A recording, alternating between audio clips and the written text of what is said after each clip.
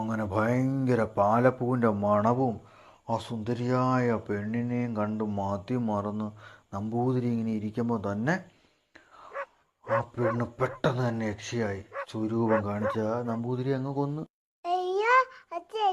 കണ്ടിട്ടുണ്ട്. പിന്നെ അച്ഛൻ കണ്ടത് രാത്രിയല്ലായിരുന്നു, അച്ഛൻ കണ്ടത് പകലായിരുന്നു. അപ്പൊ ഈ പാലപ്പൂവിൻ്റെ മണമല്ലായിരുന്നു, നല്ല മുല്ലപ്പൂവിൻ്റെ മണം. ചുറ്റും ആൾക്കാരും ഉണ്ടായിരുന്നു. അതിലൊരാൾ എനിക്കൊരു ചരട് ജപിച്ച് എൻ്റെ കയ്യിൽ തന്നു. ഈ ചരട് ഞാൻ ആ യക്ഷിയുടെ കഴുത്തി കെട്ടി ആവാകി ചിന്നെടുത്ത്. അന്നേരം ഒന്നും മാറിയില്ല മക്കളെ. കുറെ നാൾ കഴിഞ്ഞപ്പോഴല്ലേ തനി സ്വരൂപ അച്ഛൻ കണ്ടത്. എവിടുന്ന് മോളെ, ഈ പൂച്ചയുടെ കൈ കിട്ടിയ എലിയുടെ അവസ്ഥയാ. വെറുതെ ഇട്ട് തട്ടി കളിക്കല്ലേ. ഈ പുല്ലാണ് ഇട്ട് കൊല്ലത്തും ഇല്ല. എന്തോ അച്ഛനും മക്കളും കൂടി